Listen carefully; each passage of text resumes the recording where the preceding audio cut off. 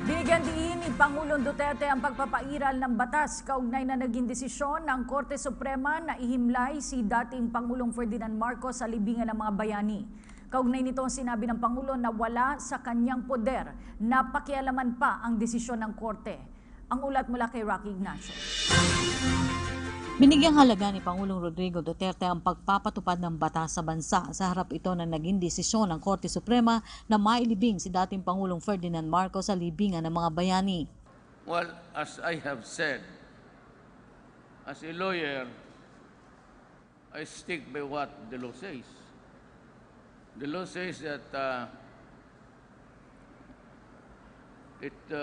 soldiers and ex-presidents, yung namatay, o baski hindi siguro ex, basta presidente ka, doon ka ilibing. Now the question of this tussle about the dictatorship of Marcos is something which cannot be determined at this time. It has to have history. Kasi yung nasaktan, and it was a contention really of a political fight, initially, then turned sour because of the power struggle of the ruling political families in this country. And almost it deteriorated into something almost like a revolution. That part of the sins of Marcos has yet to be proven by a competent court. Yung sabihin lang niya na wala yung pera, that is altogether another different issue. But yung as far as the right or the privilege to be buried sa libingan ng mga bayani, I simply follow the law. Wala tayong magawa dyan.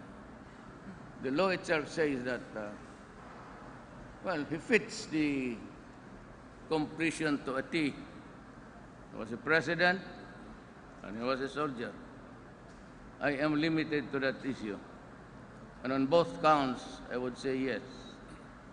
Iginit pa rin ng Pangulo na wala rin siyang poder para makialam pa sa naging desisyon ng Korte Suprema. Kaugnay na rin ito ng intensyon ni Senate President Coco Pimentel na kausapin ng Pangulo ukol dito. I do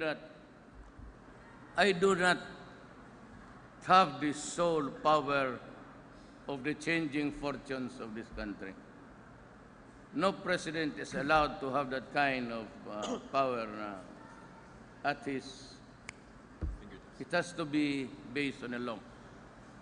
Better, tingnan mo lang yung batas para sigurado ka. If you begin to speculate about allowing it, then you have to justify so many reasons why.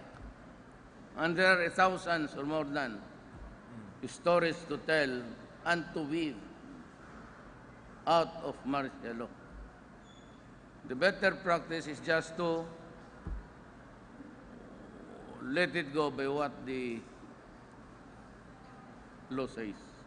Nagkausap na rin ang Pangulo at si dating Senador Bongbong Marcos matapos ang pagpapalabas ng desisyon ng Korte Suprema. I saw Bongbong yesterday in Tacloban. Sabi ko, it's your choice. Sabi niya na, same question like you. Can we now proceed? Ko, yes, you can. I've said before, I will not take my word back.